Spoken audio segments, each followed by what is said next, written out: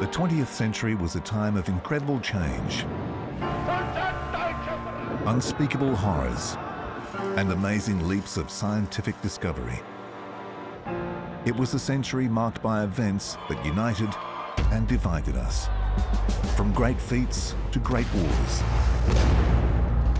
with advancements and setbacks that showed us the power of many, the power of one. I have a dream. A century of revolutions, evolutions, and retributions. A century made by conflicts and crimes, inventions and entertainment, politics, protests, discoveries, and disasters. Oh, humanity. We will count down the 101 events of the 20th century. Their stories form the tapestry of our history and shape the world in which we live.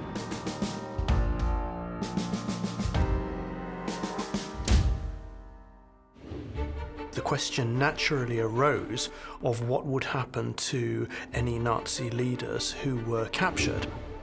Well, this was one of the darkest chapters in the UN's history. Someone had to take that brave step.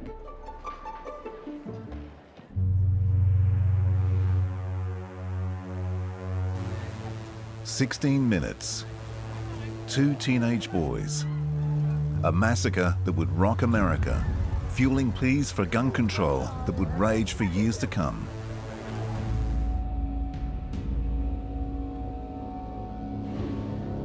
On the 20th of April 1999, Eric Harris and Dylan Klebold, 2 students of Columbine High School, Littleton, Colorado, set off firebombs to distract attention while they stormed the school with assault weapons.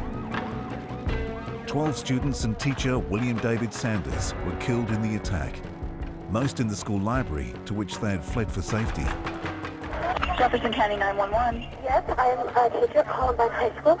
There is a student here with a gun. Over 20 more students were injured. Everybody knows about them walking in with the guns and shooting lots of their classmates. They also had a series of bombs planted around the school. Had they gone off, they would have killed hundreds of people. So their main motivation was mayhem and terror. And then he came in, they started blowing up and shooting everyone in the cafeteria. At the end of their rampage, Harris and Klebold turned the guns on themselves, committing suicide in a school hallway. In the full glare of the world's press, the town faced its loss and horror. And around the world, people asked the question, why? Initially described as loners and misfits, some of the answers seem to lie in the boys' social status at the school as outsiders. Through journals left behind by Harris and Klebold, investigators discovered they had been planning for more than a year to bomb the school in an attack similar to the 1995 Oklahoma City bombings. The police investigation also looked at how they had come into possession of the firearms. Within weeks, Mark Maines and Philip Duran were found guilty of selling firearms to minors and sentenced to 5 years in prison. Although not the first mass shooting in the US that decade or even that year, the Columbine tragedy reopened the debate on US gun control. The Million Man March, held in Washington, D.C. and 60 other US cities, urged American Congress to act on the issue. The mothers who are marching and countless millions of mothers like us around our country have a very simple Mother's Day message. We don't want flowers or jewelry. We don't want a nice card or a fancy meal as much as we want our Congress to do the right thing to protect our children.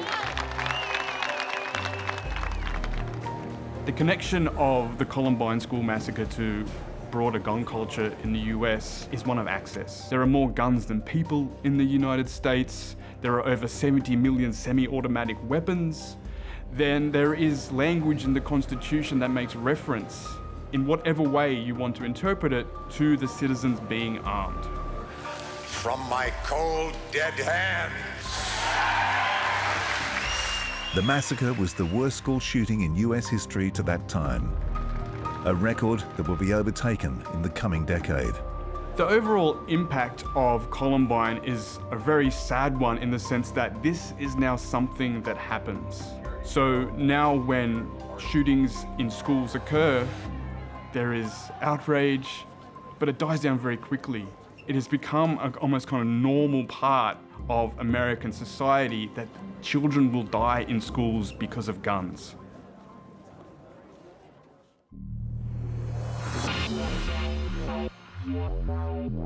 An item of clothing praised as liberator and condemned as oppressor. It has been an icon of the fashion world and a symbol for protesters, but through it all, an invention used by millions of women around the world.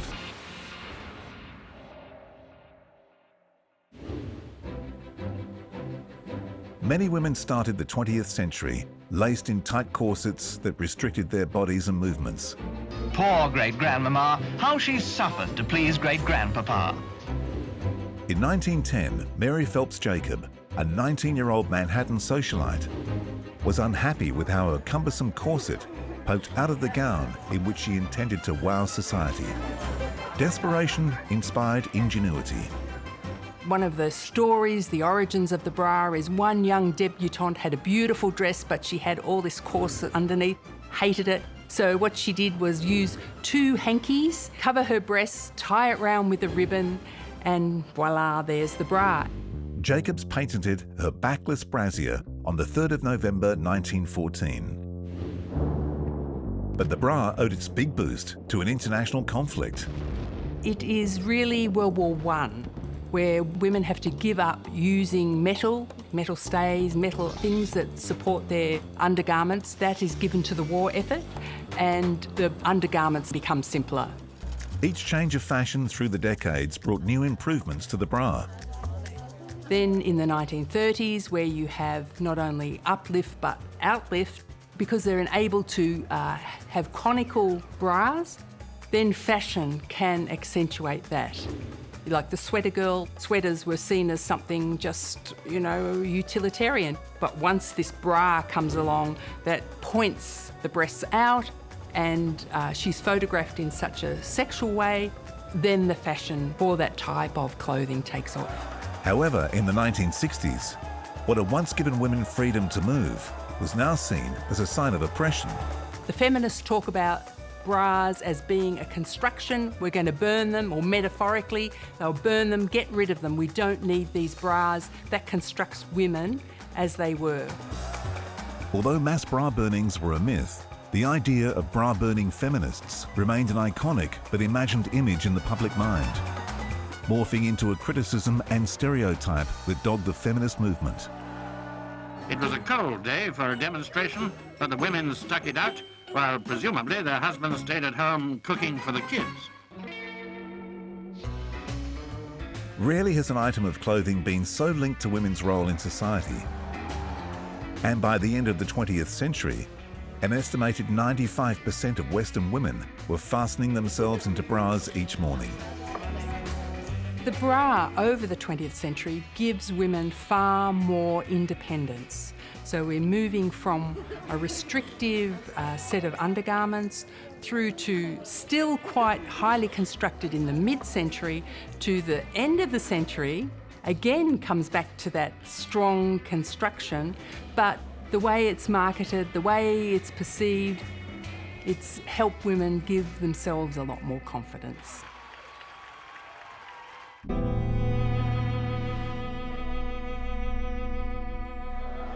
A coup that overturned the democratically elected government, made possible by interference from the United States. An act that would lead to one of Latin America's darkest chapters.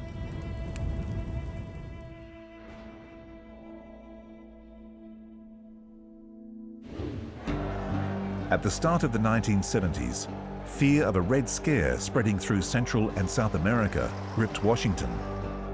Fidel Castro's victory in Cuba had put the United States on high alert. In 1970, presidential elections in Chile swept the left-wing candidate to power. In September, Dr. Salvador Allende was elected president of Chile, the first Marxist head of state on the continent to achieve power by democratic means. A portent, perhaps, of things to come. Salvador Allende was, if nothing else, an absolute committed Democrat. In many ways, a lot of people would argue that this was his undoing. The Americans basically decided they would not allow him his full term because they were afraid of a second Castro in Chile. Allende's social reforms included nationalizing natural resources, building homes for the poor, and improving access to health and education. But due to US interference, which affected the price of Chile's most valuable export, copper, by 1973, the Chilean economy was in disarray. And violence between the right and left had become a daily occurrence. Allende had the support of workers, but opposition to him was growing. On September the 11th, 1973, the Chilean armed forces launched an attack against Allende's government. The coup was led by the army chief Augusto Pinochet. Tanks and troops surrounded La Moneda, the presidential palace, and Allende and his supporters were ordered to surrender or face attack by the Chilean Air Force. Allende refused. He died because of his idealism. The Mexican government basically offered him a safe conduit out of the bombarded National Palace. He could have got out and he said, no, I am going nowhere, I'm staying here. Jet fighter attacks set the palace alight. There were 2 bomber pilots, and they'd fly around the building. They flew around our apartment building, and then they'd bomb the Moneda, and then they'd go around. They went around about 10 times. Soon after, there are shots, and Salvador Allende is found dead in his sofa. Close to him is a rifle that Fidel Castro had given him. There develops this cloud over what happened to Salvador Allende. Did he kill himself? Was he killed by some of the stray bullets that were flying around the palace? In the aftermath of the coup, Pinochet became dictator of Chile. Over the next 17 years, more than 3,000 of Pinochet's political opponents, critics, and dissidents were assassinated or disappeared. Tens of thousands of Chileans now live in exile rather than under Pinochet. In 1988, Pinochet's opponents took their chance to oust him when a referendum was held, removing him from power. And Salvador Allende was posing the absolute civilized concept of what a true revolution of the people could look like, not through bloodshed, but through the ballot box. And I think that's remained. We no longer have military coups. We have people who are trying to make a difference, radical difference, through the ballot box.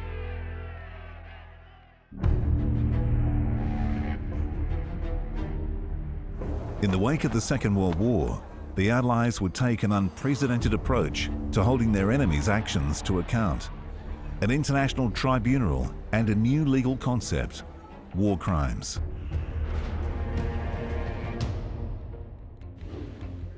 As the Second World War came to its horribly violent conclusion in Europe in the spring of 1945, the question naturally arose of what would happen to any Nazi leaders who were captured. The sure, swift course of retribution faces them all. There was an enormous sense among all of the Allies that some form of punishment, of retribution would have to be undertaken. It was the Americans, very largely, who said, no, we have a larger historic mission here, which is these terrible, terrible crimes will not go unpunished, but that punishment will be reached after a fair and proper legal process. The trials of the leading Nazis were held at Nuremberg from November 1945. The location was a symbolic choice, as it evoked memories of past Nazi rallies. It was also big enough for the purpose and largely undamaged after the war. A special enclosed passage has been built between the jail and the courtroom. Pretty well all the big noises of Hitler's Reich, except Hitler himself, of course, and Bormann, are to be tried. 2 judges, each from England, France, America, and the Soviet Union, presided. It was decided that the tribunal should be made up of representatives of the 4 major Allied powers, and this inevitably meant that, in the eyes of critics, this appeared as victor's justice. Over 4 years, 13 separate trials were held, organised according to the type of offence of which those on trial stood accused. When the chart of the Nazi organisation was displayed in court, for example, it evoked great interest from everybody present. It was decided to establish new legal charges against the defendants. These are the charges with which we're now very familiar, terms like crimes against peace, crimes against humanity. The proceedings led to the United Nations Genocide Convention and the Universal Declaration of Human Rights, which both occurred in 1948. 24 men were accused in the first trial. Each of them pleaded not guilty. Bekenne mich im Sinne der Anklage nicht schuldig. Nicht schuldig. Nein.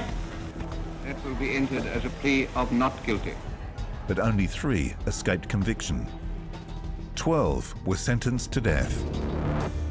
Perhaps the most significant effect of Nuremberg and of the equivalent trials in Japan is that they made clear and public and established the criminality of the unprecedented events of the Second World War. The other lasting legacy of Nuremberg in setting a template for that machinery of international justice to prosecute war criminals. That machinery may still be flawed. We know there are significant countries around the world which will not take part in it, but it's all we've got at the moment.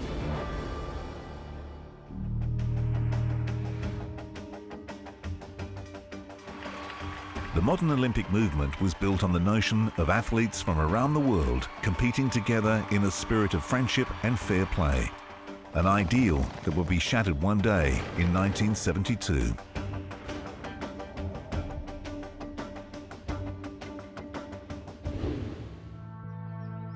In the lead up to the 1972 Games in Munich, the German organisers have been determined to counter the image that clung to Germany post-war. After 36 years, the Olympic Games will take place again in Germany, in the Federal Republic. Well, for West Germany, these games were a really important way to erase the horrible images of the Nazi Olympic Games. What the West Germans wanted to do was to present a new Germany, to present a new image of Germany in the minds of the world through this very popular spectacle as being a modern, progressive, democratic, culturally and economically dynamic nation. Guards were to be unarmed and approachable. The Olympic Village was not protected. Its fences were low and its security limited, although the global political climate was very different. There was plenty of evidence that terrorism was on the rise. Hijackings and other terrorist incidents were occurring around the world. On the other hand, there wasn't anything specific targeting the Olympic Games. That is probably because the Palestinian Black September group that was doing it was very good at keeping information very limited within its specific terrorist cells. The Games opened on August 26 and continued without mishap until the early morning of September 5. At 4:30 a.m., members of the Palestinian Black September group had no trouble gaining access to the Olympic Village apartments. They took 2 members of the Israeli team hostage and killed another 2. He gave an ultimatum that until 12 o'clock today, some of the Arabic terrorists who are held in prison in Israel must be released, otherwise are going to kill some of the sportsmen who are staying there in their hands. Israel refused the demand. The Germans responded ineptly, with total incompetence. This is pretty much the universal assessment. They didn't know what to do, they dithered. There was a point where they tried a rescue mission, not quite realizing that there were television crews all around the building where the hostages were at that time. And the terrorists in this building were watching what was happening to the building on television. The stalemate continued until the group demanded to be taken with the hostages to the airport.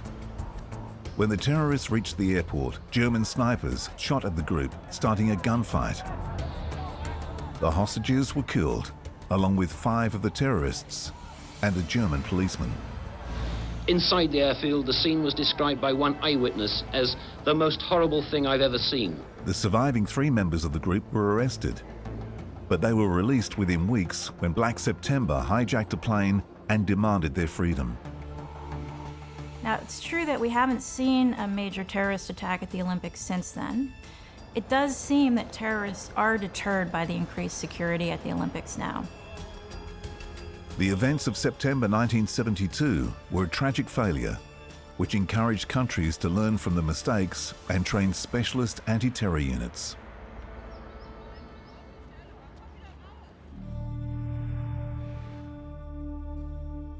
It started as a shipping accident and became an environmental disaster. 1,000 miles of coastland contaminated by an oil spill that left enduring devastation in its wake.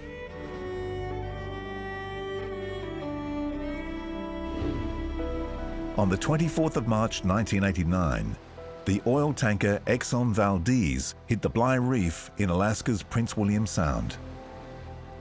This was a ship that was carrying nearly 53 million US gallons of oil, and when it struck the reef, it released almost 10.8 to 11 million US gallons of oil over a few days.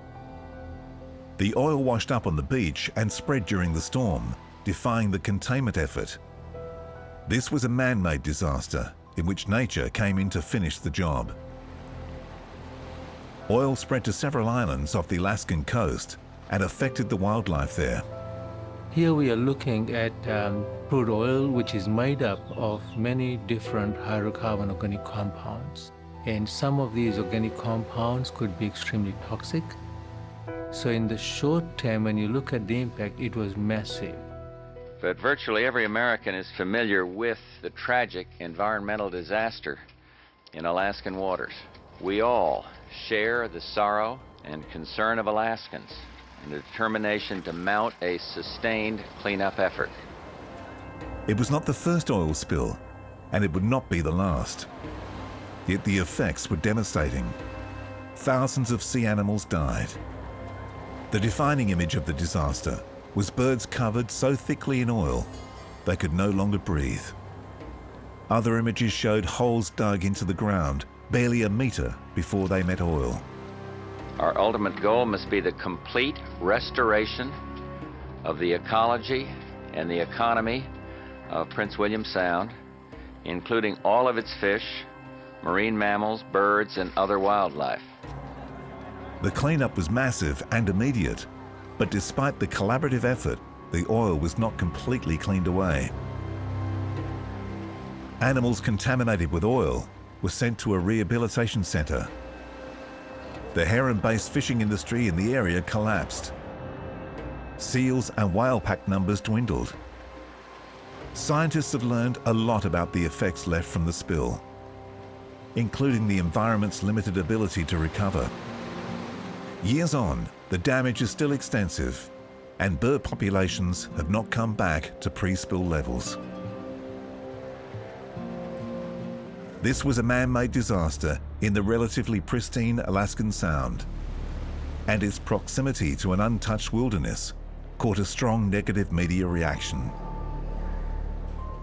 Exxon, as the company operating the tanker, was tied up in court cases related to the event beyond the end of the 20th century, finally succeeding in having the original punitive damages awarded at $5 billion, reduced to $500 million. I think on a positive front, not many people would look at it that way. There are so many controls that have been put in place now. For instance, whenever they have ships, you have tugboats, they guide them as to how they can come out of that place, for instance. There are new techniques of monitoring, there are new techniques of remediation, which basically means that on the one hand, you prevent this from happening, and if it does happen, there are processes that are put in place where people can immediately respond to these incidences.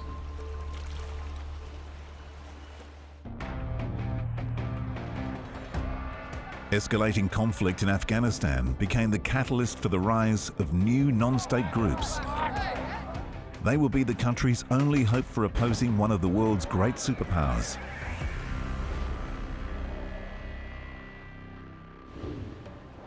At the end of the 1970s, the Communist People's Democratic Party of Afghanistan took control of the country, ousting the secular government of Daoud Khan. When the PDPA came into power, they started implementing reform programs that reflected a communist agenda. And these were highly unpopular programs, not so much in terms of the substance, but the way in which the communist PDPA was going about implementing them. A rebel movement, the Mujahideen, formed from local militias, began to strike against the central government. On the 24th of December 1979, the Soviet Union invaded Afghanistan, fearing its communist ally would be defeated by the Mujahideen. It was important for the Soviet Union to see that the experiment of social and political engineering that was happening in Afghanistan would be a success. And as Afghanistan itself started to destabilize following the PDPA coup, it became a threat to the Soviet Union's southern borders. That impelled the Soviet Union to invade Afghanistan. Over the next decade, the Soviet Union was to pour billions of dollars into the war, a burden that Mikhail Gorbachev considered when he came to power in 1985. And Afghan rebels have proved themselves as much trouble to the Russians as they were to the British 100 years ago. But the question is, why didn't the Soviets withdraw in 1986 and waited until 1989? For two reasons. One was to provide a safe-facing exit for the Soviet withdrawal, and secondly, not to show that they're weak. Based on these reasons, the Soviet Union waited until 1989 to withdraw. Soviet troops began to withdraw on the 15th of May 1988, with the last pulling out on the 15th of February 1989. The toll of the war had been high. In over a decade, more than 15,000 Soviet troops had been killed, and more than 1 million Afghans had died, with millions more made refugees. 600,000 Afghan refugees who have poured across the Khyber Mountains now form the largest concentration of refugees in the world. Without Russian backing, Kabul fell to the rebels in 1992. Those who now took power, since they opposed the Soviet proxy, had American backing. We support the Afghan efforts to fashion a stable, broadly based government responsive to the needs of the Afghan people. The collapse of the Afghan government in 1992 created a security and political vacuum which allowed fundamentalist groups such as the Afghan Taliban, Al-Qaeda, ETIM, amongst others, to establish themselves within Afghanistan and then to export their radicalist agenda overseas.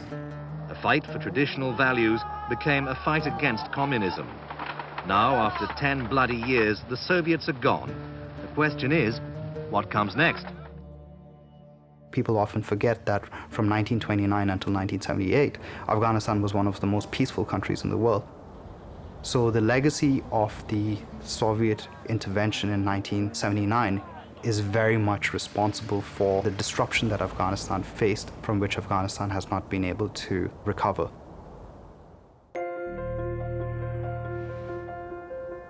At the close of the 19th century, a cycling craze was peddling across the world, a fascination that would spawn one of the 20th century's greatest sporting events.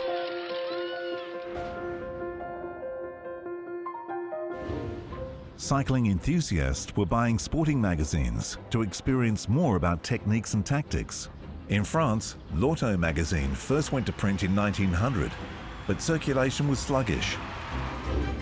An editorial meeting was convened to find answers to the circulation crisis. And Gilles Lefebvre, the magazine's 26-year-old cycling and rugby correspondent, suggested a race around France. And so the world's greatest endurance race, over mountain terrain and through medieval towns, began as a promotion to sell magazines. On the 1st of July 1903, 60 cyclists set off from Paris to cover the 2,428-kilometre track, reaching an average speed of 25.7 kilometres per hour. the cyclists returned to Paris nearly 3 weeks later on July 19th. The first winner was a 32-year-old Frenchman, Maurice Garin.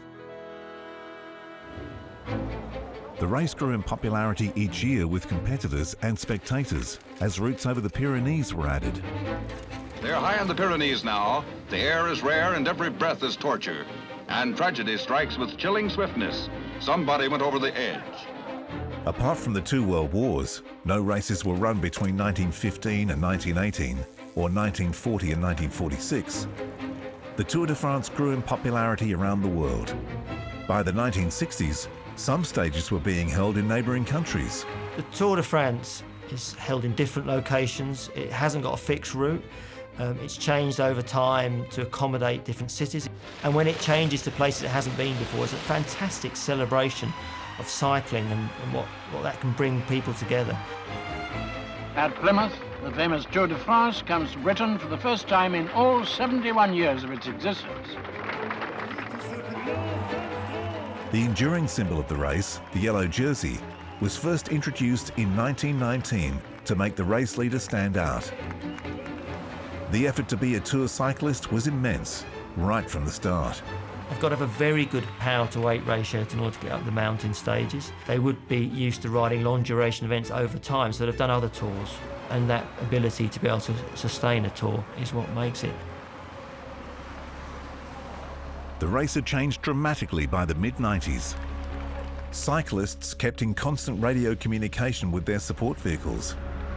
Huge cheering crowds lined the route. Motorbikes with television cameras broadcast live footage, as did television helicopters hovering overhead. Teams were also riding together.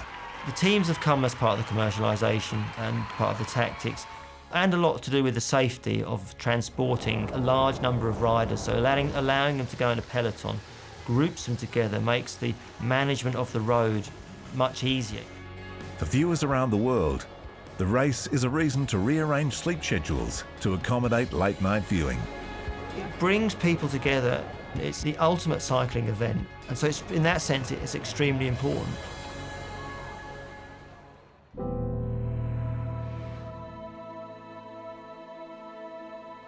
Located in the centre of Beijing, Tiananmen Square means Heavenly Peace Square, a name that belies the terrible events that took place there in 1989.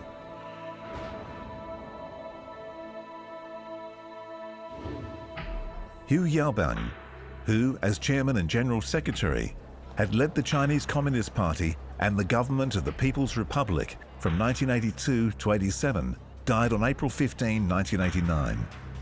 Thus, the funeral motorcade made its way to the cemetery for revolutionaries. An estimated 1 million people massed on the streets to honor the man who symbolized their hopes for political reform. What happens very rapidly is that students begin not only to go into the Tiananmen Square and display their grief and frustration, but in that students begin to actually organize themselves. Tiananmen Square, of course, was built by the Chinese Communist Party as a means to engender a sense of strong mass mobilization. Now what we have, of course, is kind of inverted. The students very much taking over this political space and using it to lay out their claims. What we want is only the democracy, only the freedom of the speech, not overthrow the government. We support our government to go on the reform. By May 19th, crowds in Tiananmen Square had grown and included several thousands taking part in a hunger strike. In response, Premier Li Peng declared martial law, but the crowds did not disperse. The government's response was brutal. Around 1 a.m. on June the 4th, tanks broke through the protest barricades. This is a big thing, right? Because historically speaking, the army under the Chinese Communist Party was an army that was seen as being always siding with the people, hence the name of the army, the People's Liberation Army. Troops fired on civilians and students. Human rights groups estimating that up to 1,000 people were killed. The square was cleared, the demonstration ended, and in the days that followed, the government arrested thousands of people around the country on charges of counter-revolutionary activity. It is believed that about 1,000 people were executed. The Soviet Union condemned the attacks, while the United States and other nations imposed diplomatic and economic sanctions against China. The procession continued as far as the eye could see. It took fully half an hour for them to file past the Chinese embassy, calling for the downfall of Deng Xiaoping. The official Chinese response was, and remains, that the People's Liberation Army had defended the country against violent counter-revolutionary elements. After 1989, China is still open. It's still open to foreign capital. It is open to a certain extent to ideas that might come in terms of how we reform on both the political and economic arena, but that becomes much more controlled, right? And any ideas that perhaps were seen as going too far, as it in 1989, very much disappear from the scene. And I think is perhaps the legacy of Tiananmen, laying the framework of how China was going to pursue its pathway of development from the 90s onwards.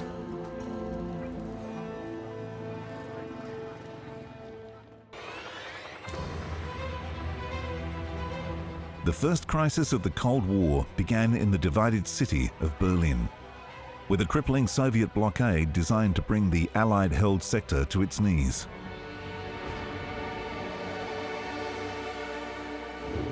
After the Second World War, Germany had been divided into 4 zones of occupation, shared by the members of the Victorious Alliance. The chief business to be done was to agree the constitution of the Allied Control Commission with the fixing of zones to be occupied by Britain, America, France and Russia. Berlin, which was in the Soviet-controlled part of the country, was, because of its status as the capital, divided in the same way as the entire country. Nothing could be more farcical between allies, but the situation is also obviously inflammable. The Western Allies had more or less given up on the collaborative government of Germany. The aim after World War II was not that Germany should be divided.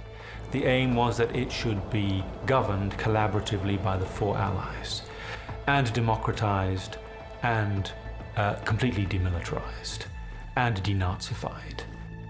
But there was no common policy to achieve that aim. By June 1948, the British, American and French zones had combined into a single area. But that collaborative government never worked. And by 1948, the Western Allies had given up. Above all, the United States had more or less given up. So within their own zone of occupation, and indeed in the British zone as well, they proposed to introduce a new currency, the Deutschmark, which Stalin saw as the foundation of a West German state and thus of the division of Germany, which he wanted to prevent.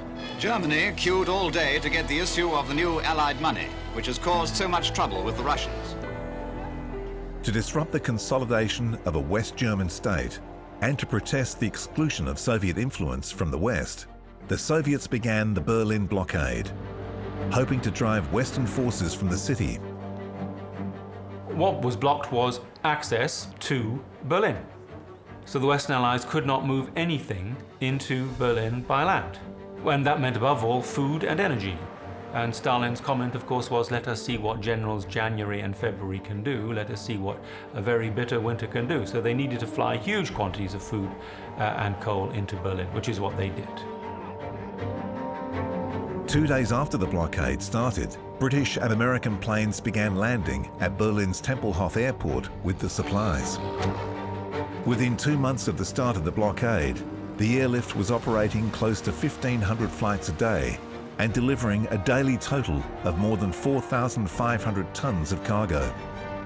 And it's been estimated that 24 hours of the airlift is equivalent in organization and effort to launching a 1,000-bomber raid. After 318 days, the Soviets ended the blockade. It had failed.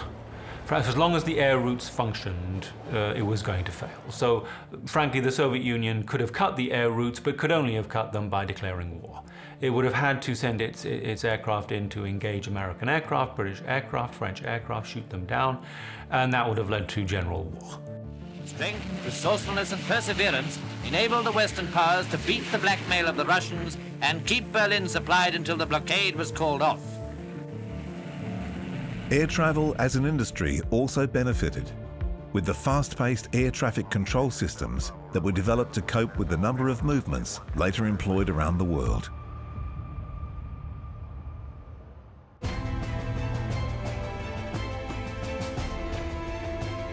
The 1960s saw us achieve what had once seemed impossible when we went to the moon. But one of the greatest frontiers we crossed in that decade happened in South Africa, in the human body. Remains a triumph of medical ingenuity. Several doctors across the world were racing against time and against each other to be the first to perform a human heart transplant. The successful kidney transplant of 1954 spurred them to investigate the possibility in other parts of the body. Norman Sumway, who was based at Stanford University, he had conducted a successful heart transplant on a dog in 1958. And it was actually his techniques of cooling down the heart and the management of the transplant that were used in South Africa by the first doctor to actually do a human-to-human transplant. Dr. Christian Barnard of Cape Town, South Africa, was the first to complete the task. On the 3rd of December 1967, he transplanted the heart of Denise de Waal into the chest of Louis Washkansky. Denise had been in a car crash earlier that day, and after suffering severe brain damage, she had not been able to be revived. And he said to me that Professor Barnard had offered him a new heart. Quite frankly, I thought he was delirious from all the drugs that he'd had. None of us realized that it would be true. The operation lasted 9 hours. The new heart needed mechanical assistance to continue beating until Louis' body could take over. It's difficult to make predictions and prognosis if you've not had previous experience. But I would say that I'm sure that he is going to live longer than he would have lived without the operation. Louis survived after the operation, deeming it a success. Unfortunately, 18 days later, he died from a pneumonia infection contracted while in hospital. In the early days of successful transplants, patients did not live much longer than Louis. The first heart transplant was an extraordinary achievement, but what had not been got right yet was how to stop the body rejecting the heart. And that was going to take to the 1980s for that to be achieved. And his transplant operation was so successful that the only real setback he's had is a bout of pneumonia earlier this year. Today, improvements in anti-rejection drugs has led to a yearly rate of 5,000 transplant operations, with close to 90% of patients surviving a year and 75% surviving 3 years after the operation. The legacy is someone had to take that brave step. And once that was made, then that whole world of medical science asserting itself and saying we can repair and rebuild the human body. So I think in terms of just a vision for the future, it was extraordinarily significant.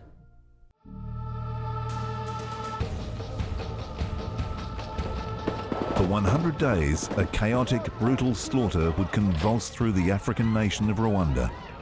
In its wake, close to 1 million people were dead, and the world was in shock at the brutality inflicted by one group of humans on another.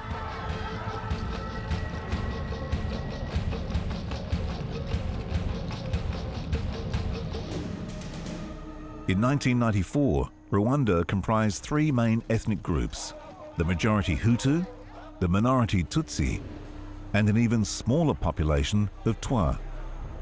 Despite sharing a language, religion, and cultural traditions, racial tensions had existed between the Hutu and Tutsi for decades. The catalyst that converted those tensions into awful violence occurred on the night of the 6th of April, 1994. Well, that night, an airplane coming to land at Kigali Airport, the capital of Rwanda, was shot down by a missile. To this very day, we don't know who did it. Both sides have implicated one another. But the result was that within minutes or hours, a genocide campaign was started by the Rwandan military, assisted by the Rwandan militias in rounding up and executing prominent Tutsis and moderate Hutus based on hit lists that were pre-prepared in advance. On the 7th of April, the country's major media broadcaster called for the Tutsi cockroach to be eliminated. But these are the real faces of fear in Rwanda, Tutsi civilians facing systematic massacre. Neighbours killed neighbours, and some men killed their Tutsi wives. Bodies were hacked to pieces in a vicious frenzy, and many were dumped into the Kagera River, eventually floating into Uganda's Lake Victoria. They're like animals. They killed each other worse than animals. I can't believe it. I cannot believe God created people like that. The United Nations was strongly criticised for its stance during the 100 days of genocide, evacuating only Western citizens while close to 1 million people were being slaughtered. Well, this was one of the darkest chapters in the UN's history. Both the professional UN, the official UN, and the political UN, which is the states that made up the UN, have effectively stood by as hundreds of thousands of men, women, children were massacred in the streets of Rwanda. Coming after a failed military operation in Somalia, there was little political will to intervene. And in the case of Rwanda, Rwanda was a small country without a strong economic imprint. Most of the countries were not at all interested in Rwanda, and the few who were had a stake in the existing government rather than in overthrowing of the government. A French-led UN mission was eventually sent in on the 22nd of June in the southwest, but the killings continued until the 4th of July, when the Rwandan Defense Force took control of the country. 2 decades of unrest followed, costing the lives of perhaps a further 5 million more people. Genocide trials started at the end of 1996. Former Prime Minister Jean Kambada pleaded guilty and was sentenced to life in prison. His conviction was welcomed, but it could not erase the memory of what had happened. Nothing could.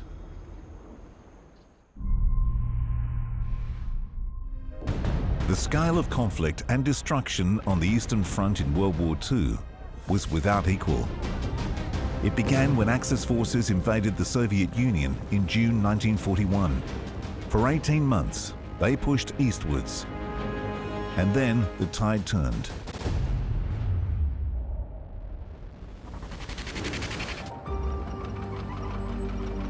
When, after swift victory in Western Europe, Hitler turned his forces east, Joseph Stalin, the Soviet dictator, who had ignored intelligence reports of German troops building up at his borders, was briefly paralyzed with shock. The Germans initially invaded Russia in the summer of 1941, and they had a lot of success. They got within about 50 miles of Moscow, and there was very much a feeling that next year's campaign would knock out the Soviet armies entirely.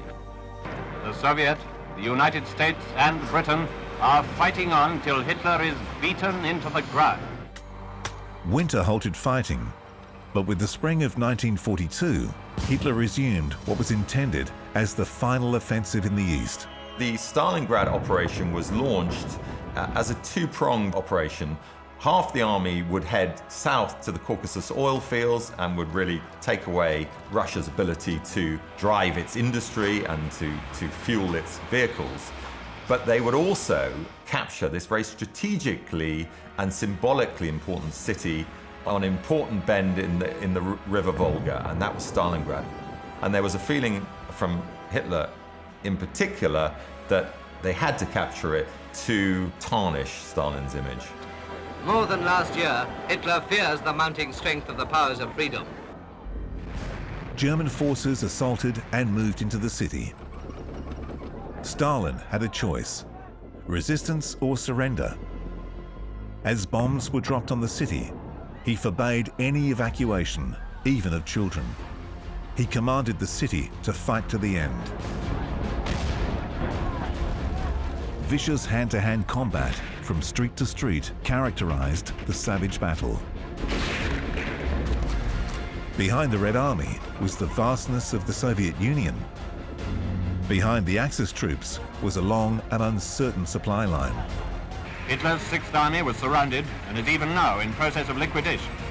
They had a big problem, particularly after encirclement. Goering had convinced Hitler, as he often did during the Second World War, that actually the Air Force could solve the problem alone and that they would be able to deliver enough supplies to keep the army fighting for as long as they wanted to, at least until another German army could break through. But that simply wasn't the case. They couldn't get anything like the number of supplies through to the German army fighting at Stalingrad, and so slowly but surely that army was starved of both ammunition, vital war material, but also food, and it of course gradually lost the capacity to resist. The carnage came to an end in February 1943, when the German Sixth Army commander, Friedrich Paulus, promoted to Field Marshal by Hitler because, the Führer reminded him, no German Field Marshal had ever surrendered his command. Surrendered the remaining 90,000 troops of his army to the Soviet forces. The loss of Stalingrad and the loss of the Sixth Army at Stalingrad was the first major setback for German troops during the Second World War. It was very much the turning point of the war on the Eastern Front and arguably the turning point of the whole Second World War. From the point of Stalingrad, it was really heading backwards all the way, a slow, gradual retreat with the odd counterattack along the way until the Russian armies finally reached the gates of Berlin.